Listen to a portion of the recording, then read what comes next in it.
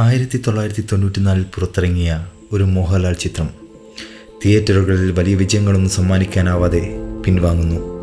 പിൽക്കാലത്ത് Indian cinema ചരിത്രത്തിലെ തന്നെ മികച്ച റിവഞ്ച് ത്രില്ലർ സിനിമകളിലൊന്നായി ആ സിനിമ അടയാളപ്പെടുത്തുന്നു. സിനിമയുടെ പേര് പിൻഗാമി. He was my father, my great father, and I am the great, great, great son. പിൻഗാമി. എൻ്റെ അച്ഛൻ്റെ മറുപടി നിനക്ക് തരാൻ വന്ന പിൻഗാമി.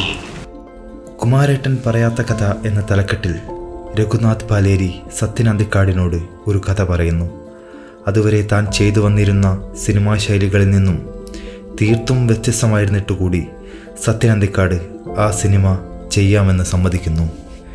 കോഴിക്കോട് ജില്ലയുടെ വിവിധ ഭാഗങ്ങളായ Pariyangad, Elathur, Kozhikode town, Sarovaram, Devagiri college, government polytechnic college, Eranhikkal എന്നിവിടങ്ങളിൽ സിനിമയുടെ ചിത്രീകരണം പൂർത്തീകരിച്ച് 1994 മെയ് 27 മോഹൻലാലിൻ്റെ തന്നെ പ്രണവം പ്രൊഡക്ഷൻസിൻ്റെ ബാനറിൽ ശത്രു ആരായിരുന്നാലും അവർക്കെതിരെ നിങ്ങൾക്കൊരു പിൻഗാമിയുണ്ട് എന്ന ടാഗ് ലൈനിൽ സിനിമ റിലീസിനെത്തുന്നു. എന്നാൽ പ്രിയദർശൻ സംവിധാനം ചെയ്ത മറ്റൊരു മോഹൻലാൽ ചിത്രമായ തേന്മാവിൻ കൊമ്പത്ത് തിയേറ്ററുകളിൽ മികച്ച വിജയമായപ്പോൾ പിൻഗാമി വലിയ വിജയമാവാതെ ശരാശരിയിൽ മാത്രം ഒതുങ്ങി. സുജാത സ്റ്റുഡിയോയിൽ 2 തിയേറ്ററുകളിലുമായി ഒരേ സമയത്ത് തന്നെയാണ് പിൻഗാമിയുടെയും തേന്മാവിൻ കൊമ്പത്തിൻ്റെയും ഡബ്ബിംഗ് പൂർത്തീകരിക്കപ്പെട്ടത്. വർഷങ്ങൾക്കിപ്പുറം കാലം കാത്തുവെച്ച കാവ്യനീതി പോലെ പിൻഗാമി വലിയ രീതിയിൽ ചർച്ച ചെയ്യപ്പെട്ടു. ഒരുപാട് യോണറുകൾ ഒരുമിച്ച് കൈകാര്യം ചെയ്യപ്പെട്ട സിനിമ കൂടിയാണ് പിൻഗാമി.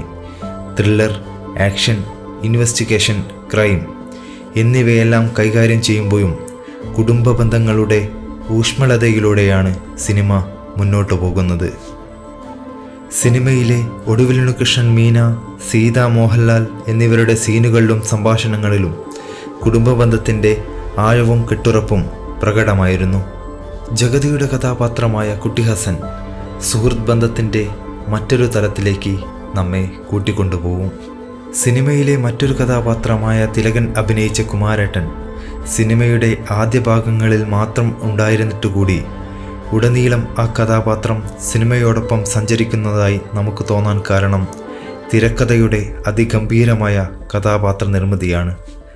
സിനിമയിലെ പ്രതിനായകന്മാരായ പുനീത് ഇസാർ, സുകുമാരൻ, ഇന്നസെൻ്റ്, ജനാർദ്ദനൻ എന്നിവരുടെ റോളുകൾ അവരവർ മികച്ച രീതിയിൽ കൈകാര്യം ചെയ്തു.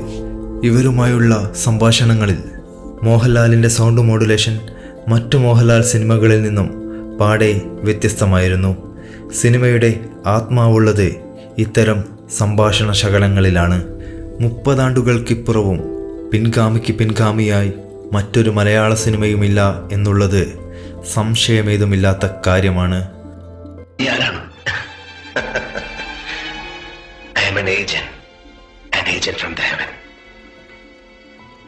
ഈ കണ്ണിനകത്ത്, ഈ നെഞ്ചിനകത്ത് ഒരാത്മാവ് നിന്നെ കാണുന്നുണ്ട്. നിന്നെ കൊത്തിക്കീറുന്നത് വരെ ആ ആത്മാവിനെ ഞാൻ പിടിച്ചു നിർത്തും. അതിനുശേഷം തുറന്നുവിടും. നിനക്ക് പേടിയൊന്നും തോന്നുന്നില്ല മിസ്റ്റർ എഡ്വിൻ തോമസ്. നോക്ക്, ഈ കണ്ണിലേക്ക് നോക്ക്.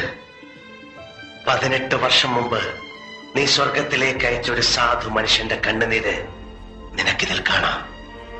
നിന്നെ ജീവനോടെ മുക്കിക്കൊല്ലാൻ എനിക്കതിലൊരു തുള്ളി മതി.